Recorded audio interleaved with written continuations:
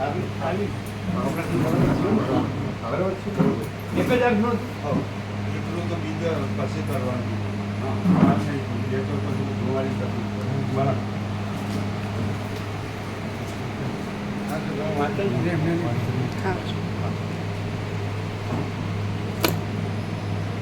આંખે વંચાય નહીં, બે આંખે.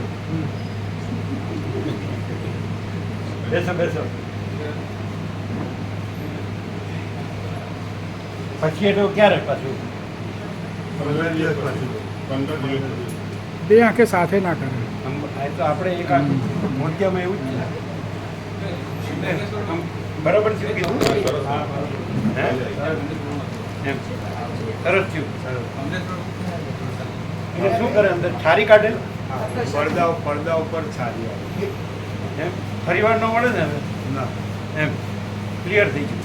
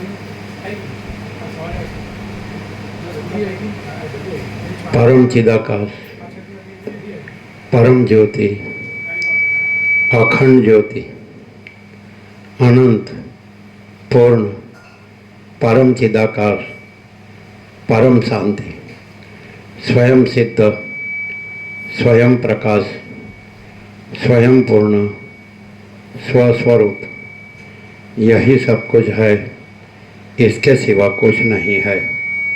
शून्यभास, अनंत कोटि, महाकल्पो है ही नहीं। वशिष्ठराम, निर्वाण उत्तरार्ध।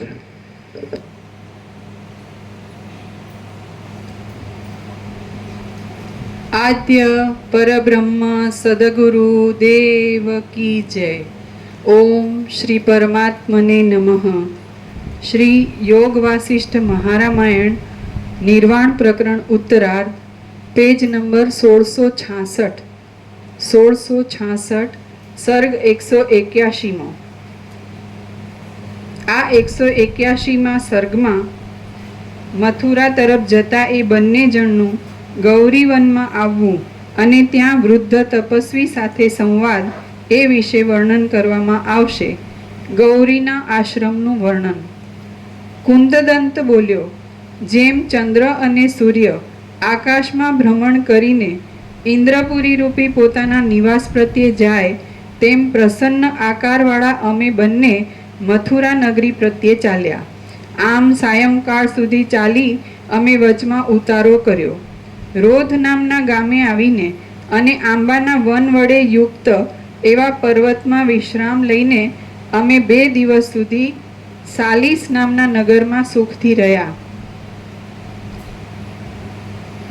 અમે બંને જણ આનંદ ભર્યા ચિત્તે રસ્તો ગાળતા હતા.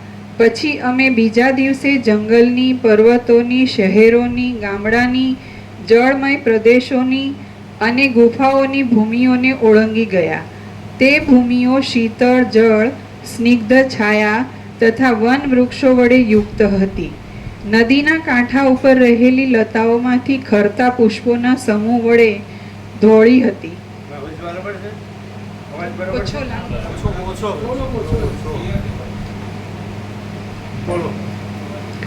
ઉછળતા તરંગોના શબ્દરૂપી ગાયન વડે પથિકોને આનંદ આપનારી હતી. સ્નિગ્ધ વૃક્ષોના વનોની છાયામાં આનંદ કરી રહેલા મૃગો તથા પક્ષીઓ વાળી હતી અને સ્થૂળ એવા કોમળ ઘાસોમાં તથા વૃક્ષોની શાખાના અગ્રભાગમાં પડેલા ઝાકળના જલબિંદુઓ રૂપી મોતીઓથી સુશોભિત હતી. વળી તે દિવસે નદીઓના પ્રવાહોને તથા તળાવોને વટાવીને અમે કેળોના ઘાટા વનમાં હિમ વડે શીતળ એવા કેળના પાંદડાની શૈયામાં થાક ઉતારવા એક રાત્રિ ગાળી. પછી ત્રીજા દિવસે અમે બંને કમળોના ખંડોથી તથા ઝાડીઓના ખંડોથી સુશોભિત અને મનુષ્યોના અભાવને લીધે મૂર્તિમાન આકાશ જેવા દેખાતા જંગલમાં ગયા. ત્યાં એ તપસ્વીએ ચાલતો માર્ગ છોડી દીધો અને બીજા વનમાં પ્રવેશ કર્યો. ત્યાં અયોગ્ય વિલંબ કરવાના સંબંધમાં તેણે મને આ વાક્ય કહ્યું: અહીં મુનિઓના મંડળ વડે સુશોભિત ગૌરીના આશ્રમમાં આપણે બંને જઈએ, કેમ કે મારી પેઠે જ પોતાના ઈચ્છિત ફળને ઈચ્છનારા મારા 7 ભાઈઓ આ વનની અંદર રહેલા છે. અમને 8 ભાઈઓને સપ્તદ્વીપના રાજ્યભોગની ઈચ્છાથી ચિત્તમાં અનેક ઈચ્છાઓ ઉત્પન્ન થઈ. તેથી અમે તપ કરવા માટે બુદ્ધિને સ્થિર કરી એક જ સંકલ્પ અને નિશ્ચય ઉપર આવી ગયા.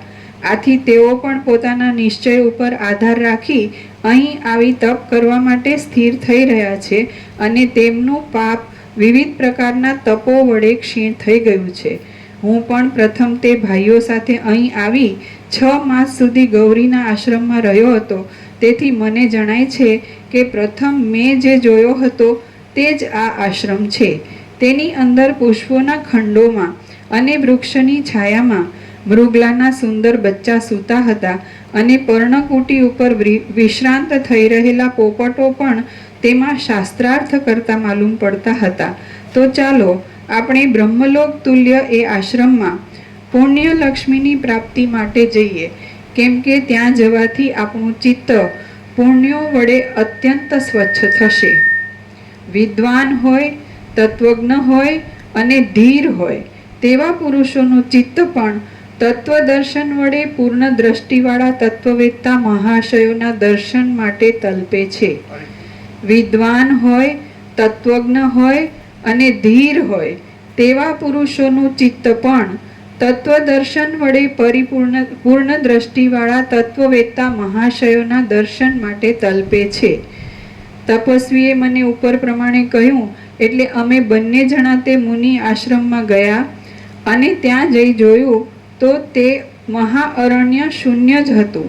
તે ઠેકાણે વૃક્ષ, પર્ણકુટી, ઝાડી, મનુષ્ય, ઋષિ, બાળક, વેદી કે દ્વિજ એમાંનું કશું પણ જોવામાં આવ્યું નહીં. માત્ર તે અનંત અરણ્ય અતિ શૂન્ય દેખાયું. ચારે તરફ તે તાપ વડે તપેલું હતું અને જાણે પૃથ્વીમાં મૂર્તિમાન આકાશ આવી રહ્યું હોય તેવું જણાતું હતું. ત્યાં મારી સાથે રહેલો તપસ્વી કહેવા લાગ્યો કે આ તો કષ્ટની વાત થઈ. પછી એ બંનેએ ઘણા સમય સુધી ભ્રમણ કર્યું તો એક સ્થળે એક વૃક્ષ અમારા જોવામાં આવ્યું. તે સ્નિગ્ધ કાંતિવાળું હતું, ઘાટી છાયા વડે યુક્ત હતું અને શીતળ મેઘના જેવું હતું. તેની નીચે એક વૃદ્ધ તપસ્વી સમાધિમાં બિરાજ્યા હતા. અમે બંને તે વૃદ્ધ મુનિની પાસે તે વૃક્ષની છાયામાં ધ્રોખડવાળા લીલા સ્થળમાં બેઠા. ઘણા લાંબા સમય સુધી તો તે ધ્યાનમાંથી ઉઠ્યા નહીં. પછી ઘણા લાંબા કાળે મારા ચિત્તમાં ઉદ્વેગ થઈ આવ્યો. એટલે મેં ચપળતાથી ઊંચે સ્વરે કહ્યું કે હે મુનિ, આપ ધ્યાનથી વ્યુત્થિત થાઓ. સિંહ જેમ મેઘગર્જનાથી વ્યુત્થિત થઈ જાય તેમ તે મુનિ મારા એ ઉચ્ચ સ્વરથી વ્યુત્થિત થયા અને બગાસું ખાઈ બોલ્યા, તમે બંને મહાશયો કોણ છો? ગૌરીનો આશ્રમ અહીંથી ક્યાં ચાલ્યો ગયો? મને અહીં કોણ લઈ આવ્યું અને હાલ કયો કાળ ચાલે છે? તેમણે આ પ્રમાણે કહ્યું એટલે મેં તેમને કહ્યું કે હે મહારાજ, આપ અમને જે પૂછો છો તે કાંઈ અમે જાણતા નથી, તો આપ પોતે જ તે વિશે નિર્ણય કરી લો. તમે સર્વજ્ઞ છો, છતાં તમે યોગ બળથી શા માટે એ પોતાની મેળે જ જાણી લેતા નથી? મારા આ વચન સાંભળીને તે મહર્ષિ ફરીવાર ધ્યાનનિષ્ઠ બની ગયા અને તેમણે અમારું તથા પોતાનું સર્વ વૃત્તાંત જાણી લીધું. મુહૂર્ત માત્રમાં ધ્યાનથી વ્યુત્થિત બની જઈને એ મુનિએ કહ્યું કે આ આશ્ચર્યકારક વૃત્તાંત તમે સાંભળો, કેમ કે તમે બંને કાર્યને જાણનાર છો. હે મહાશયો, મને પુત્રના જેવું પ્રિય એવું આ કદંબ વૃક્ષ તમે પાસે જ દેખો છો તે મારા નિવાસરૂપ છે, અને તે પુષ્પોને લીધે જાણે મોટા અરણ્યનો કેશપાશ હોય તેવું ખીલેલું છે. તેની અંદર કોઈ પણ કારણથી દેવી ગૌરી સરસ્વતીજી રૂપે 10 વર્ષ સુધી રહ્યા હતા અને સમસ્ત ઋતુઓ તેમની સેવા કરતી હતી. ત્યારે આ ઘાટું વન ગૌરીના નિવાસને લીધે બહુ વિશાળ બની ગયું અને પુષ્પોથી તથા ઋતુઓથી સુશોભિત ગૌરી વનના નામથી તે પ્રસિદ્ધિમાં આવ્યું. હે પ્રિય મહાશય, એ ગૌરીવન ભ્રમરીઓના મનોહર ગીતોની લીલા વડે ચપળ થઈ ગયેલી કોકિલાઓથી ભરપૂર હતું. મેઘની પેઠે પુષ્પોની વૃષ્ટિ કરનારા વૃક્ષો વડે તે આકાશરૂપી ચંદ્રવામાં સેંકડો ચંદ્રના જેવો ભાવ બતાવતું હતું. કમળોના રજકણો વડે તે દિશાઓના અંદરના ભાગને વ્યાપ્ત કરી રહેલું હતું. મંદારના અને ડોલરના પુષ્પોના મકરંદથી તે દિશાઓને સુગંધી બનાવી દેતું હતું. સારી રીતે ઉઘડેલા પુષ્પ સમૂહરૂપી ચંદ્રબિંબો વડે તે અતિ સુશોભિત હતું. સંતાનક વૃક્ષના ગુચ્છાઓ રૂપી હાસ્યના વિકાસ વડે તે મનોહર હતું. સુગંધી પવનને લીધે તે સર્વ લતાઓ રૂપી અંગનાઓને પણ સુગંધમય કરી દેતું હતું. વસંત ઋતુનું તે જાણે કોઈ નગર હોય તેવું દેખાતું હતું. ભમરાઓના નવીન ગુંજારો વડે તે રમણીય હતું. ભમરીઓવાળા પુષ્પખંડોના મંડપો વડે તે ભરેલું હતું. તે ચંદ્રમાના કિરણ સમૂહની પેઠે કોમળ પુષ્પોના હિંચકામાં હિંચકી રહેલા દેવાંગના તથા સિદ્ધાંગનાઓના સમૂહવાળું હતું. હારિત, હંસ, પોપટ, કોયલ, કોક પક્ષી, કાગડા, ચક્રવાક, બાજ અને કલવિંક પક્ષી વગેરેના કુળો વડે તે આકુળ અવયવોવાળું હતું. ભેરુંડ પક્ષી, કુકડા, કપિંજલ, તેતર, રાઢા, મોર અને બગલા વગેરેની ક્રીડા વડે તે મનોહર હતું. ગંધર્વો, યક્ષો, દેવતાઓ અને સિદ્ધ પુરુષોના મુકુટો વડે ઘસાયેલા ચરણકમળવાળા એવા કદંબની અંદર રહેલા સરસ્વતી વડે પવિત્ર હતું. તે સુગંધી પવનોના સ્થાનરૂપ હતું. સુવર્ણ જેવા કોમળ અને ચંપક વૃક્ષોના સમૂહથી તે તારાઓ અને વાદળાઓના સમૂહને પણ સુગંધ પહોંચાડતું હતું. મંદ પવનને લીધે ખરી ગયેલા પલ્લવવાળી બાળ લતાઓ ફેલાઈ રહી હતી અને તેથી નિકુંજો ઢંકાઈ ગઈ હતી. એ નિકુંજોમાં સૂર્યકિરણો રૂંધાઈ રહેલા હતા અને તેથી એ વન શીતળ હતું. વળી કદંબ, કણેર, નાળિયેર, તાલ અને તમાલના સમૂહના પુષ્પોના મકરંદોના પૂર વડે તે પીળું થઈ રહેલું હતું. કલ્હાર એક કમળ જાતિ.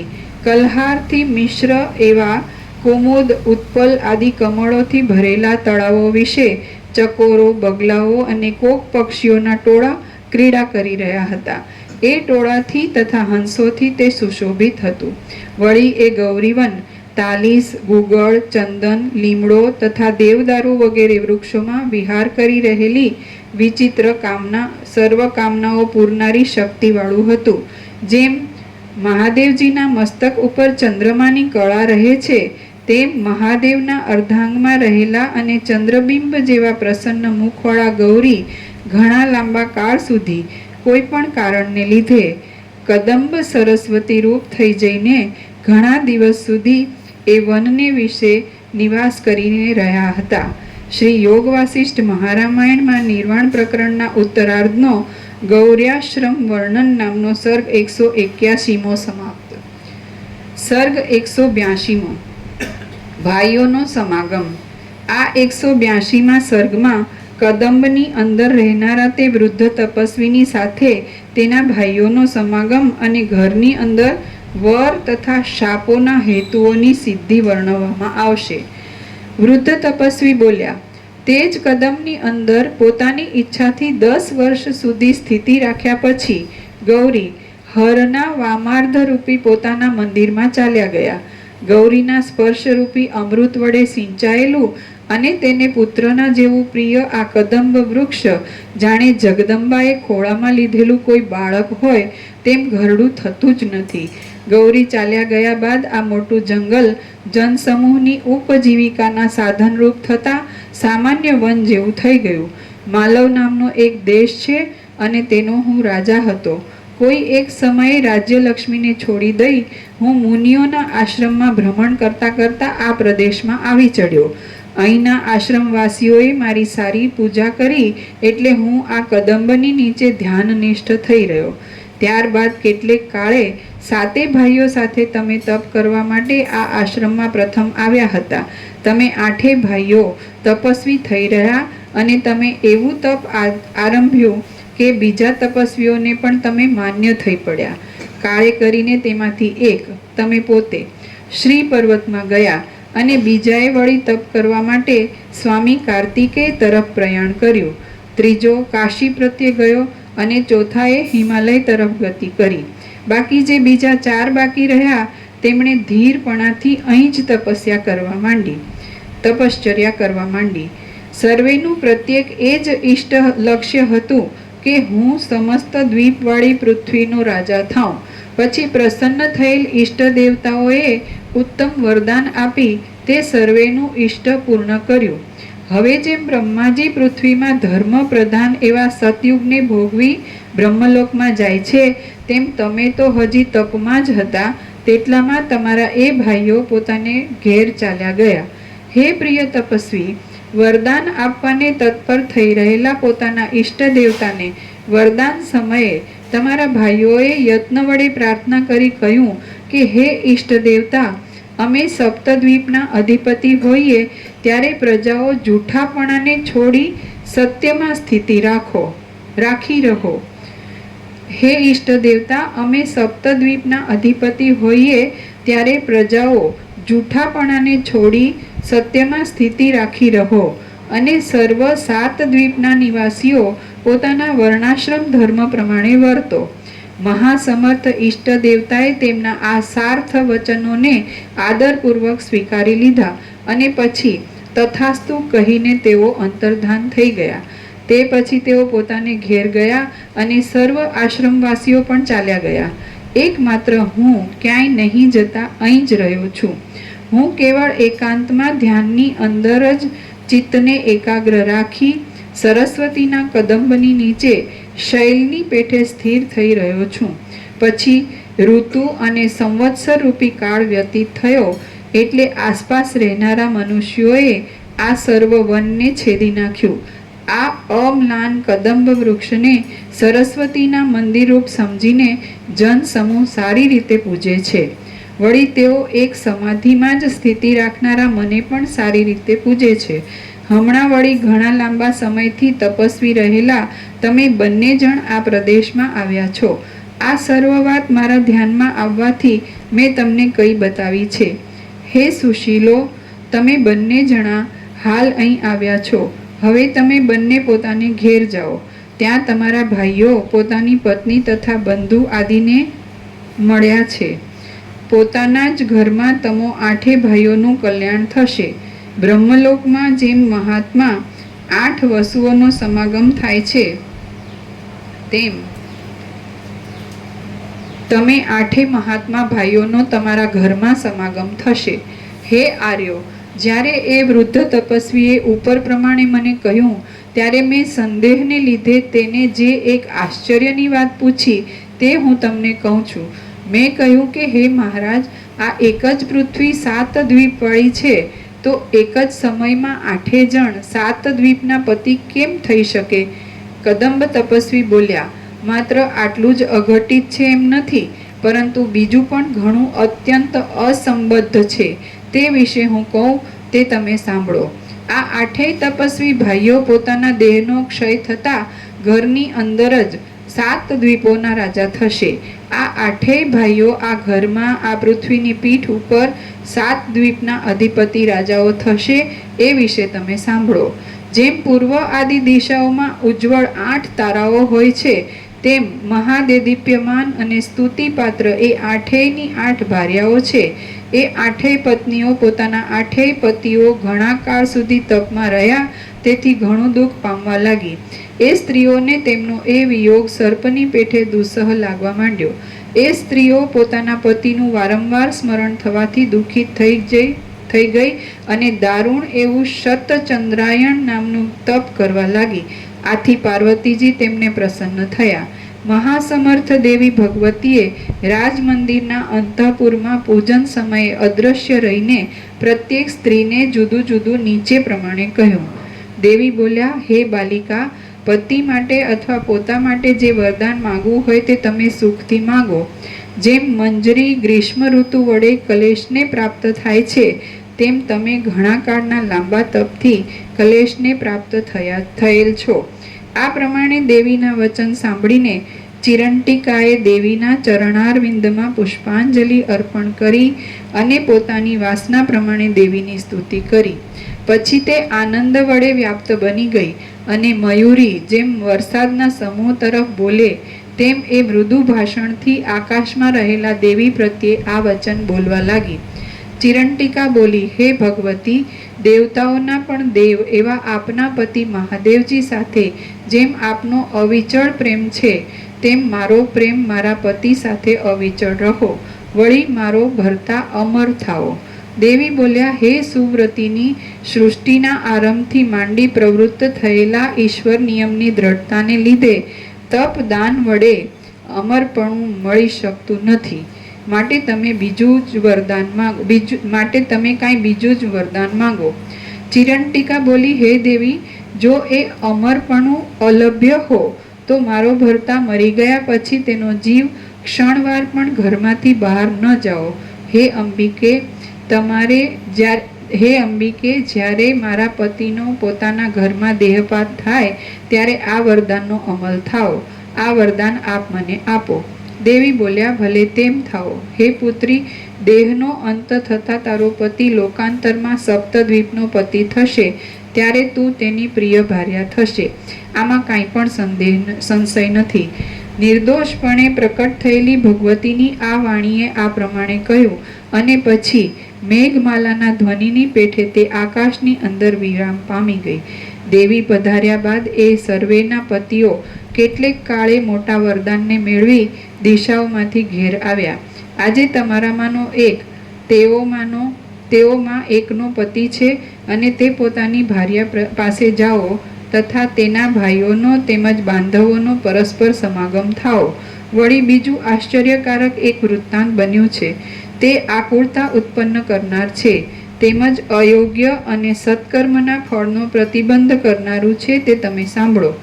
આ 8 જણ તપમાં હતા ત્યારે તેમના દુઃખયુક્ત મા બાપ પોતાની પુત્રવધુઓને સાથે લઈને તીર્થમાં રહેનાર મુનિઓના આશ્રમોની પંક્તિઓના દર્શન કરવા માટે ગયા. શરીર સુખ આદિની કશી અપેક્ષા રાખ્યા વિના તેઓ પુત્રોના હિતની ઈચ્છાથી કલાપગ્રામ નામના તીર્થ પ્રત્યે જવા માટે યત્નવાન થયા. તેમણે ચાલતા ચાલતા મુનિઓના ગામોના માર્ગમાં ધોળો કપિલવર્ણનો ઠીંગણો, અંગમાં લગાવેલી ભસ્મવાળો અને ઊભા કેશવાળો એક પુરુષ દીઠો.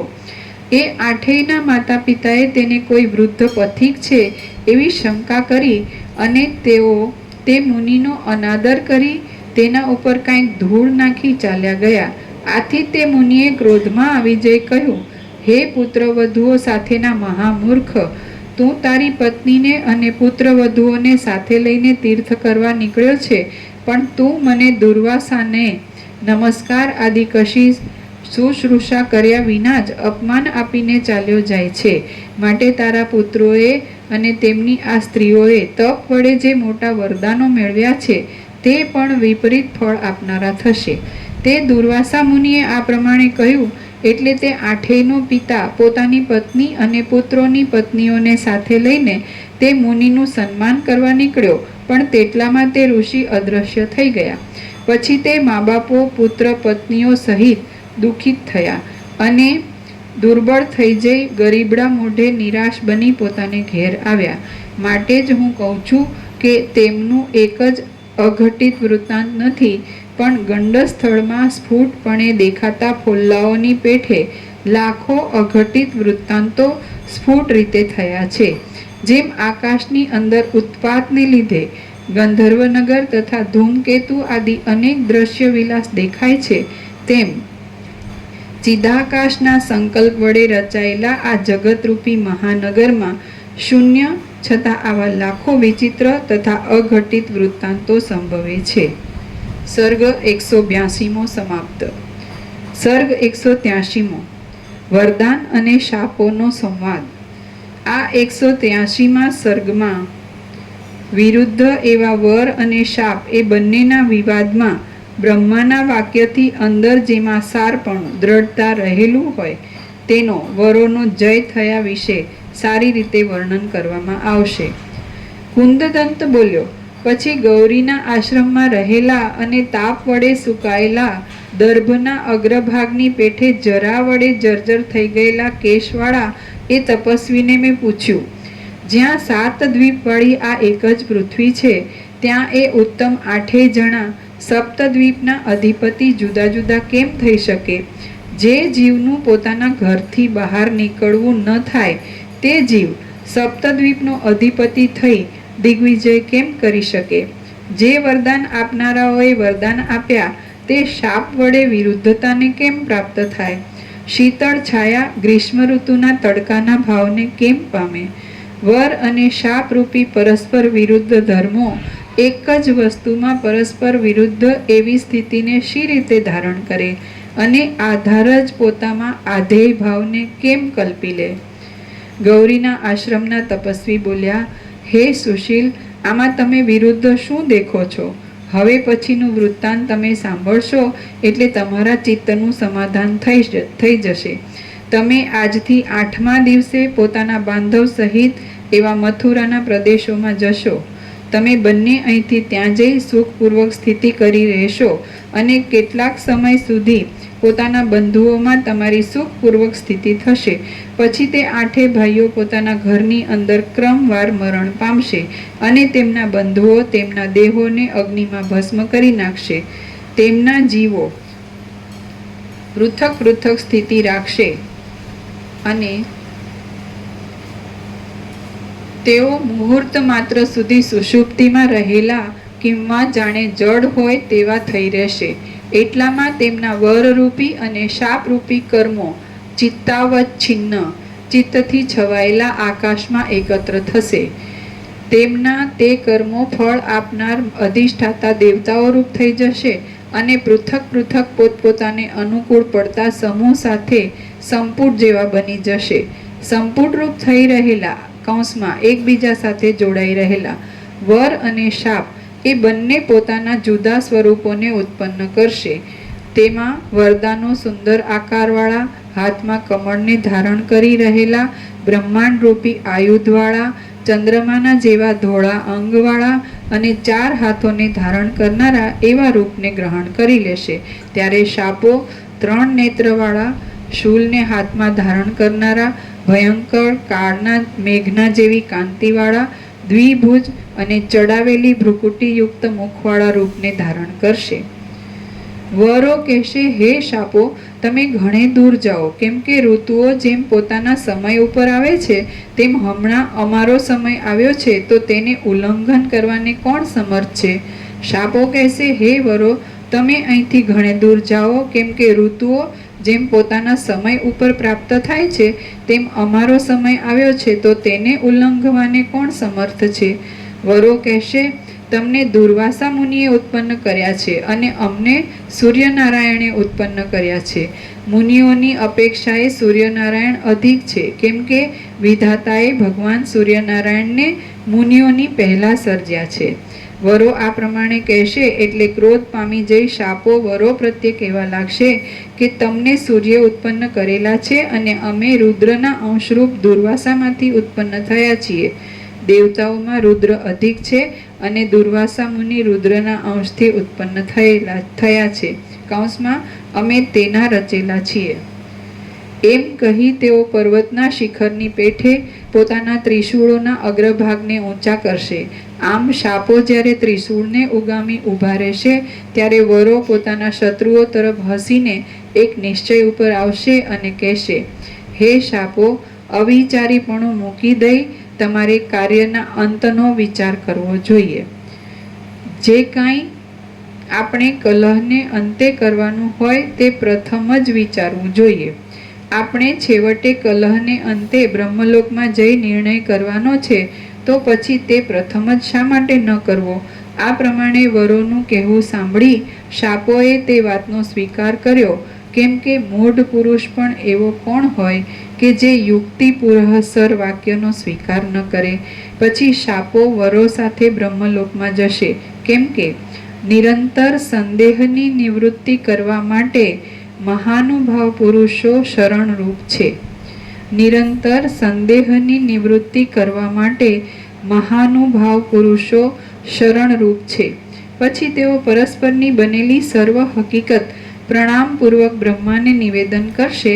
તેમના વચનો સાંભળી બ્રહ્મા નીચે પ્રમાણે કહેશે.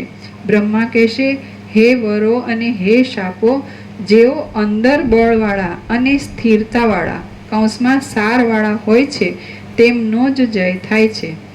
જેઓ અંદર બળવાળા અને સ્થિરતાવાળા હોય છે તેમનો જ જય થાય છે. માટે તમારાઓમાં અંદર સારવાળા કોણ છે તેની તમે પોતે જ શોધ કરો. આ પ્રમાણે બ્રહ્માનું વચન સાંભળીને સાર તપાસવા માટે વરોના હૃદયની અંદર શાપો અને શાપોના હૃદયની અંદર વરો પ્રવેશ કરશે. તેઓ પોતે શોધ કરી હૃદયની અંદરના સારને જાણી લઈ પરસ્પર એકમત થઈ બ્રહ્માને કહેશે. શાપો કહેશે, હે પ્રજાનાથ, વરો વડે અમે જીતાયા છીએ, કેમ કે અમે અંદર સારવાળા નથી, વરો જ સારવાળા છે અને વજ્રસ્તંભ જેવા અચળ છે. હે મહારાજ, વરો અને શાપો અમે બંને સર્વદા જીવ ચૈતન્યના સંકલ્પરૂપ છીએ. અમારું બીજું કશું સ્વરૂપ નથી. વર આપનારનો સંકલ્પ મેં વર આપ્યો એવા રૂપે થઈ જાય છે અને તે જ યાચકની અંદર મેં વર મેળવ્યો એવા રૂપને ધારણ કરે છે. એ જીવ ચૈતન્યનો દ્રઢ સંકલ્પ જ દેહાકાર થઈ જઈ દેશ કાળ આદિ સેંકડો ભ્રમ વડે તે ફળને દેખે છે અને અનુભવે છે. શાસ્ત્રોક્ત તપ કરતા દ્રઢ થઈ રહેલા સંકલ્પના બળથી વશ થઈ ગયેલ વરદાતા દેવ શાસ્ત્રોક્ત તપ કરતા દ્રઢ થઈ રહેલા સંકલ્પના બળથી વશ થઈ ગયેલ વરદાતા દેવ પાસેથી જે વર પ્રાપ્તિ મળે છે તે ચિદાત્માનો વિલાસ છે. કાળાંતરમાં કૌંસમાં ફળ પ્રાપ્તિની અવસ્થામાં તે વર સંકલ્પના દ્રઢપણાથી સારી રીતે પુષ્ટ થઈ ગયેલો હોય તો તે જ અંદર સારવાળો છે અને દુર્જય છે. શાપનું સારપણું ન હોવાથી તે દુર્જય નથી. વરદાન માગનાર વર દેનાર દેવતા પાસે દ્રઢ સંકલ્પથી ઘણા લાંબા સમય સુધી જો વરદાન માંગ્યું હોય અને વરદાન દેનારાએ તે આપેલું હોય તો વરનું સારપણું સમજવું. આત્મા જે સંકલ્પનો દ્રઢપણાથી ઘણા લાંબા સમય સુધી અભ્યાસ કરે છે તે જ સારરૂપ થાય છે અને ચિરકાળની લાગણીને લીધે તદ્રૂપ બની જાય છે. શુદ્ધ જીવોમાં પણ અતિ શુદ્ધ જીવ ચૈતન્ય કૌંસમાં પોતાના દ્રઢ સંકલ્પ બળથી જય મેળવે છે. શુદ્ધ જીવોમાં પણ અતિ શુદ્ધ જીવ ચૈતન્ય જય મેળવે છે અને અશુદ્ધોમાં અશુદ્ધ જય મેળવે છે. કાળને લીધે કૌંસમાં ફળમાં પણ તેની સમાનતા હોતી નથી. એક ક્ષણ માત્ર અંશથી પણ જે પુરાતન હોય છે તે પોતાના દ્રઢપણાથી ન્યાયની રીતે પાછલાને જીતી લે છે. આ પ્રમાણે શાપની પ્રબળતાને બીજો કોઈ પણ ન્યાય સાધી આપવા સમર્થ થઈ શકતો નથી. જો વર શાપની અથવા વિરુદ્ધ કર્મની સમાનતા હોય તો શુભ અશુભ કોટીમાં રહેલી મિશ્ર વસ્તુનો સમાનપણે અનુભવ થાય છે. ક્ષીર વડે મિશ્ર જળની પેઠે વર શાપના વિલાસની મિશ્રતા વિશે સમજી લેવાનું છે. અથવા તો વર અને શાપ એ બંને સમાન હોય તો ચિદાત્મા જેમ સ્વપ્નમાં નગરરૂપ થઈ જાય છે તેમ તે બંનેના ભાવને અનુભવે છે. હે મહારાજ, અમે જે આપની પાસેથી શીખ્યા છીએ તે જ પાછા આપને બતાવીએ છીએ. એ એક અનુચિત જેવું છે, માટે અમારી ધૃષ્ટતાની અપરાધની ક્ષમા કરી લેવી. અમે આપને નમન કરીએ છીએ અને હવે જલ્દી પોતાના સ્થાન પ્રત્યે જઈએ છીએ. જેમ દ્રષ્ટિનો તિમિર રોગ શાંત થતાં આકાશમાં ભ્રાંતિ વડે દેખાતા મચ્છરા, મોવાળા આદિના જેવા આકારો ક્યાંય જતા રહે છે, તેમ એ પ્રમાણે કહી શાપોનો સમૂહ પોતાની ભૂલ જણાયાથી પોતાના આત્માને જ ધિક્કારની દ્રષ્ટિથી જોઈ ક્યાંય જતો રહેશે. આમ દુર્વાસાનો શાપ ગણ જતો રહેશે. એટલે જેમ વ્યાકરણ શાસ્ત્રની પ્રક્રિયામાં આદેશ સ્થાનીના સ્થાનમાં પ્રાપ્ત થાય છે, તેમ સમાન અર્થ કરવાવાળો અને ઘરમાંથી નીકળવું થવામાં પ્રતિબંધ કરતા એવો બીજો કૌંસમાં તેમની ભાર્યાઓને ગૌરીએ આપેલો વરનો સમૂહ એ ગયેલા શાપને ઠેકાણે આવી ઊભો રહેશે. વરો એની નીચે ટાંચ છે. શાપના સ્થાનમાં આવેલા તેમની પત્નીઓના વરો. વરો બ્રહ્માને કહેશે, હે મહારાજ, સપ્તદ્વીપનું અધિપતિપણું ભોગવવા તત્પર થયેલા આ જીવોના કૌંસમાં અમારા પ્રતિબંધથી શબનું ગૃહમાંથી બહાર નીકળવું એ અમને અંધારા કૂવામાંથી જળના બહાર નીકળવા જેવું અસંભવિત લાગે છે. સપ્તદ્વીપોના અધિપતિ આ જીવોને પોતાના ઘરરૂપી દ્વીપોની અંદર આ મહાવીર એવા ઉત્તમ સૂર્યના વરો રણમાં દિગ્વિજય કરાવે છે. માટે હે દેવવર્ય, આ અનિવાર્ય વિરોધમાં જે કાંઈ અમારે કરવા યોગ્ય હોય તેની આપ અમારા સાફલ્ય માટે આજ્ઞા કરો. બ્રહ્મા કહેશે, હે સપ્તદ્વીપનું ઐશ્વર્ય આપનારા વરો, હે ઘરમાં જ એ જીવોને રોકી રાખનાર દેવીના વરો, તમારો સર્વનો મનોરથ સિદ્ધ થયેલો છે. તમે બંને પરસ્પર એકબીજામાં મળી જાઓ, કેમ કે ઘણા લાંબા કાળ સુધી તમારો પરસ્પર વિરોધ ઇષ્ટ નથી. તમારી પરસ્પર ઈચ્છા નહીં હોય તો પણ એ આઠે ભાઈઓ મરી ગયા પછી તરત જ ઘણા કાળ સુધી પોતાના ઘરની અંદર જ સપ્તદ્વીપના પતિરૂપ થઈ જશે.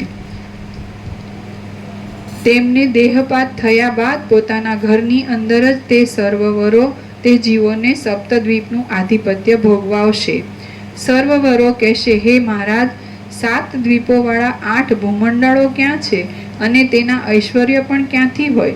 કેમ કે એક જ ભૂમંડળ દીઠું અને સાંભળ્યું છે, બીજું નથી. વળી કોઈ એક ઘરની અંદર તેઓ શી રીતે રહી શકે? સૂક્ષ્મ એવી કમળની નાળની અંદર મોટા હાથીઓ કેમ સમાઈ શકે? બ્રહ્મા કહેશે, તમારા અને અમારા સહિત આ સર્વ જગત ચિદાકાશ રૂપ છે. ચિદાકાશના એક પરમાણુની અંદર પણ તે રહેલું છે. પ્રત્યક્ષ સ્વપ્ન સૃષ્ટિ રૂપે આ અનુભવમાં આવે છે. જો એક ચિદાકાશના પરમાણુની અંદર જગત સમાઈ જાય છે તો પછી ચિદાકાશની અંદર રહેનાર તે ઘરમાં તે સ્ફુરી આવે તેમાં શું આશ્ચર્ય? પ્રકૃતિના ક્રમમાં શો વિસ્મય પામવાનો છે? મરણ પછી શૂન્ય ભ્રમ રૂપે સચ્ચિદાનંદ ઘનાકાર પરમાત્મા પોતે આ યથાસ્થિત જગદાકારે ભાસે છે. એક પરમાણુની અંદર પણ જ્યાં જગત સમાઈ જાય છે ત્યાં એક ઘરની અંદર સપ્તદ્વીપવાળી પૃથ્વી સમાઈ જાય તે વાત શું અદ્ભુત છે! અને આ બધું સંકલ્પથી જોઈએ તો ન સમજાય, પણ પરમાત્માથી જોઈએ તો સમજાય. ચિદાકાશથી જોઈએ તો સમજાય કે આ બધું અનંત સુધી ચિદાકાશ છે. એવી રીતે સમજીએ તો સમજાય. અને એવી રીતે સમજીએ કે હું આ જીવ છું ને આ જગત છે, આ બધું અનેક છે ને બધું ઉત્પન્ન થાય છે ને લીન થાય છે ને, તો ન સમજાય. એ સંકલ્પરૂપ છે. અને ખરેખર એટલે જે સાચું તત્વ છે, સત્ય છે, તો એ પરબ્રહ્મ પરમાત્મા છે. એ પરમ ચિદાકાશ છે. અવાજ બરાબર છે? ઓછો છે? થોડો ઓછો છે? થોડો ઓછો છે? ઓમ ઓમ ઓમ ઓમ ઓછો છે?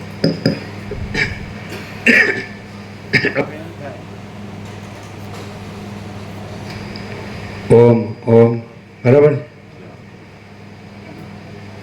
એટલે હવે એમ કહીએ કે કેવી રીતે આપણે જાણવું કે આ બધું આ સંકલ્પરૂપ નથી? એટલે આપણે સંકલ્પરૂપ એટલે આ બધું સૃષ્ટિરૂપ નથી ને ખરેખર ચિદાકાશ રૂપ છે. એ કેવી રીતે જાણવું? પરબ્રહ્મ પરમાત્મા રૂપ છે એ કેવી રીતે જાણવું? તો જે સંકલ્પરૂપ છે, સંકલ્પ કલ્પના, તો એ તો ભ્રાંતિ માત્ર છે, સાચું નથી. અને જે પ્રકાશ છે એ સાચો છે. કારણ કે પ્રકાશ છે, પ્રકાશ એટલે ચૈતન્ય પ્રકાશ. આપણે જે કીધું ને કે આકાશ જેવો આખો અનંત ચૈતન્ય પ્રકાશ છે, સર્વ પરમાત્મા છે. તો એ પ્રકાશ છે એ અનુભવ જ્ઞાન છે. એટલે એ અનુભવ મહાચિદાકાશ સ્વયં પ્રકાશ અનુભવ જ્ઞાન અને મહાચિદાકાશ સ્વસંવેદ્ય સહજ નિર્વિકલ્પ એટલે પોતાથી અનુભવાય એવું છે. એટલે મહાચિદાકાશ એવી રીતે અનુભવ રૂપે અનુભવાય. એટલે સર્વત્ર આ જે સંકલ્પ છે અને સૃષ્ટિનો અનુભવ છે, તો એ સંકલ્પ છે જેવી રીતે કે સ્વપ્નનો સંકલ્પ છે અને સ્વપ્નનો અનુભવ છે. તો જે અનુભવ છે એ છે અને સંકલ્પનું સ્વપ્નરૂપ એ નથી. તો આ સૃષ્ટિ છે એ સંકલ્પનું સ્વપ્નરૂપ છે અને અનુભવ છે તો એ ચિદાકાશ છે, એ પરબ્રહ્મ પરમાત્મા છે. એટલે અનુભવ છે એ સંકલ્પ રૂપે સ્ફુરે છે. એટલે ચિદાકાશ છે, ચૈતન્ય છે, પ્રકાશ એ અનુભવ રૂપે સ્ફુરે છે, જ્ઞાન રૂપે સ્ફુરે છે. અને જ્ઞાન છે એ સંકલ્પ રૂપે સ્ફુરે છે અને સંકલ્પ સૃષ્ટિ રૂપે સ્ફુરે છે.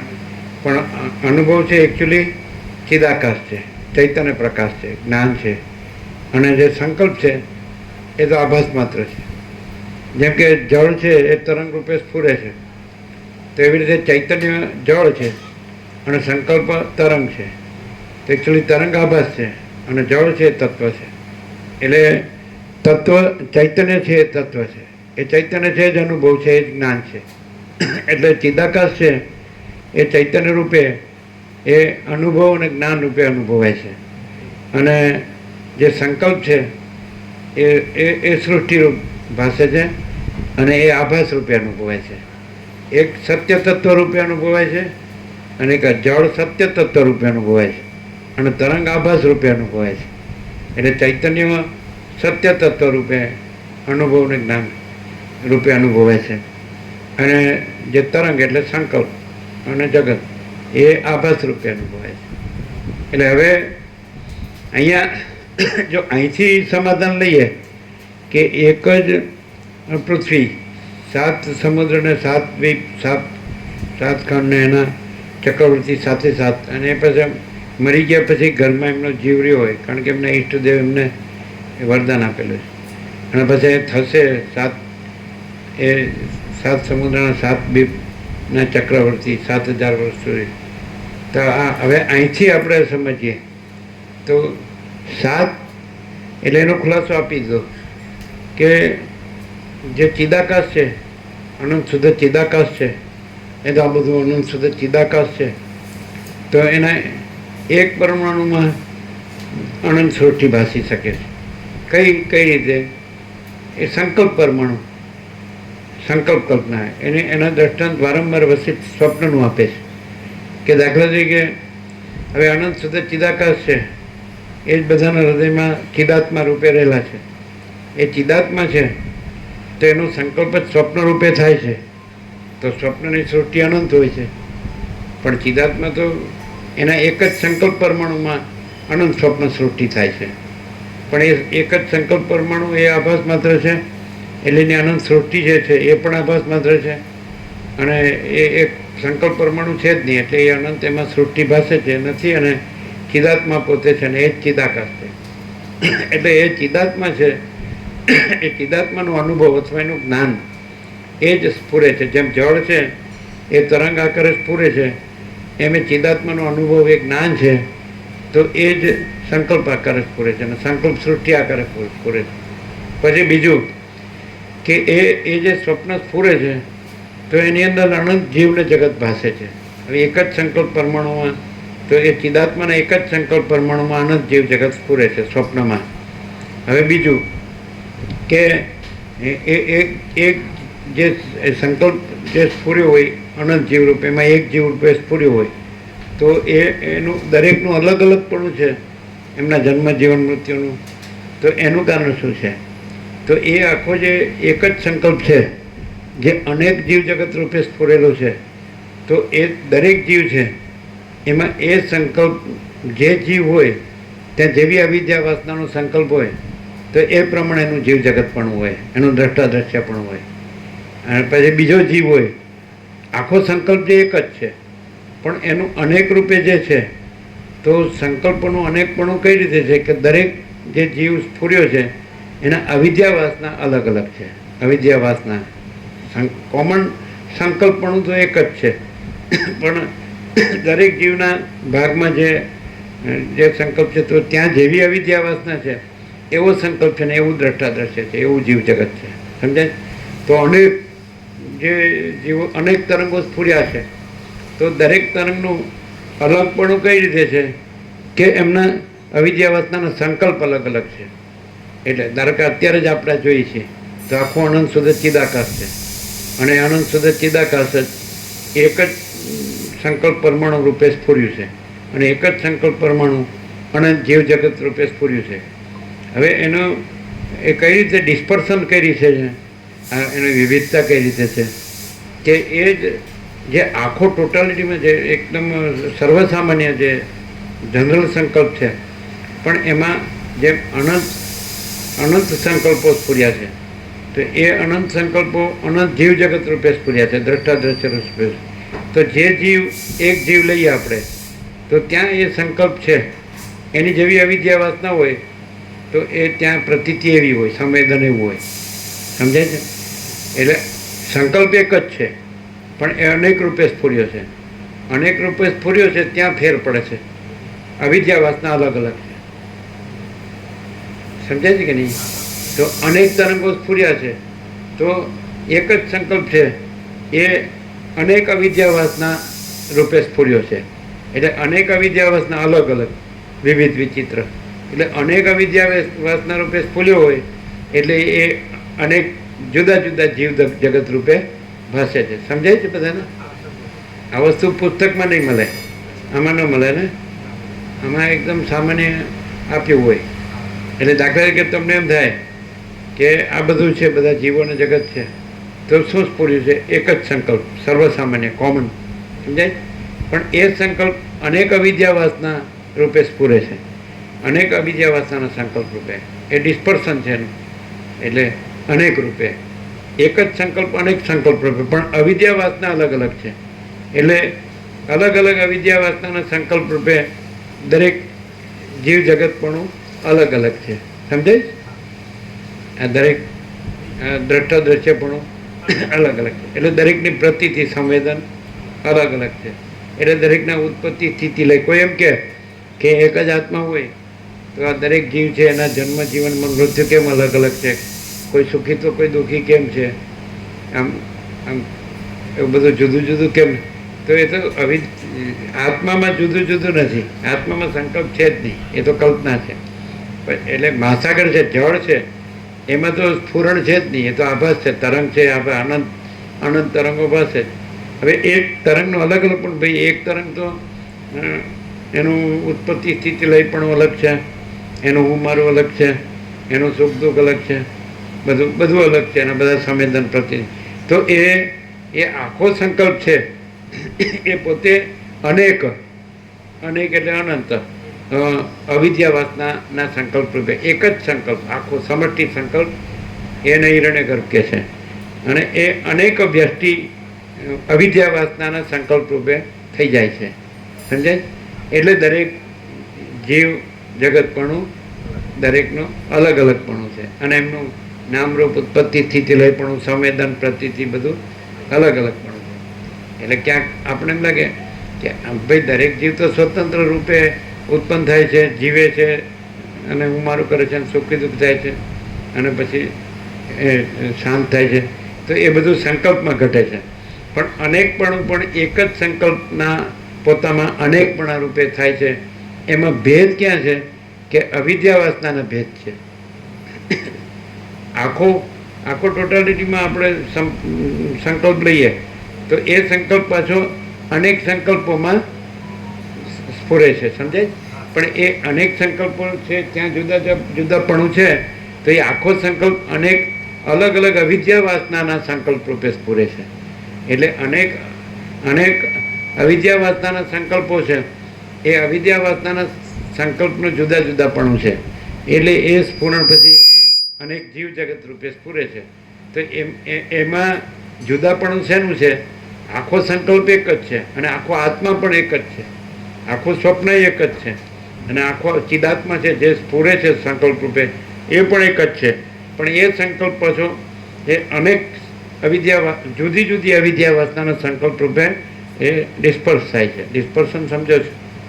એ અનેક ભેદોમાં ભાસે છે. સમજાય છે કે નહીં?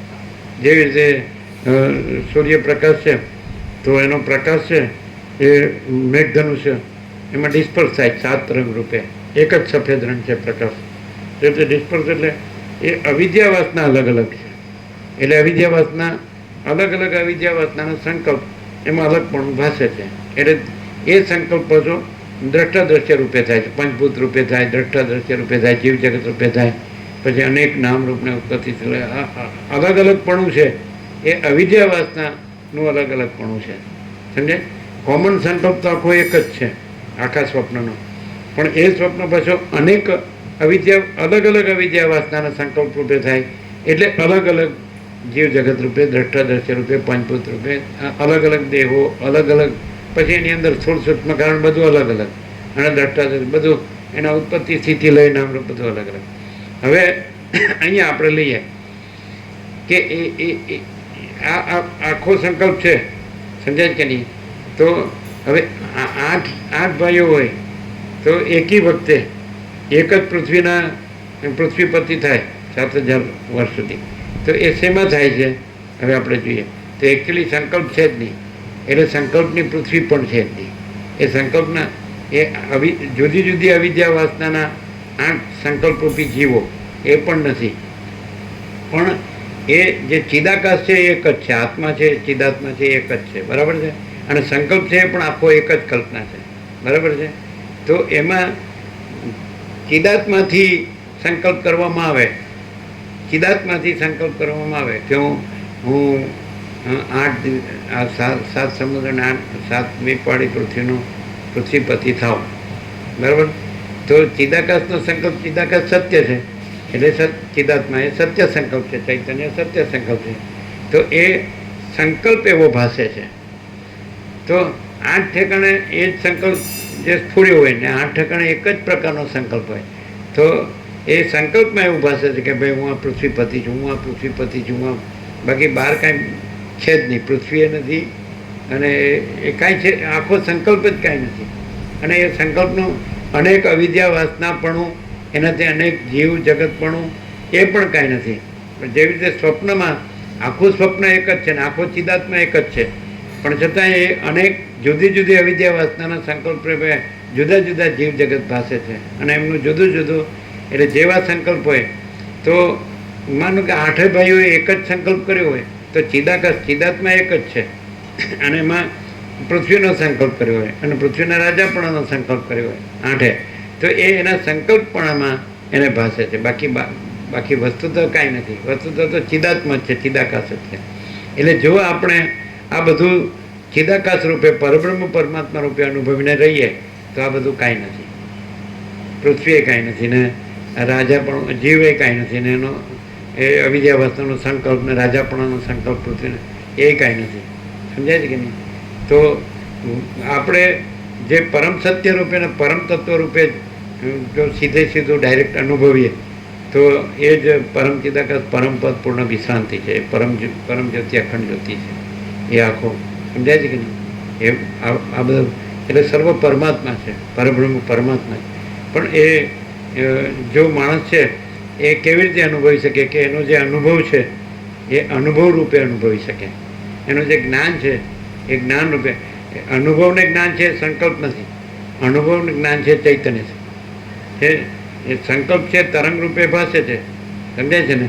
તો આખો અનંત મહાસાગર એક જ છે, આખું જળ એક જ છે, પણ તરંગો અનેક છે અને દરેક તરંગના ઉત્પત્તિ સ્થિતિ લઈ અલગ અલગ છે, બધી અવસ્થા અલગ અલગ છે.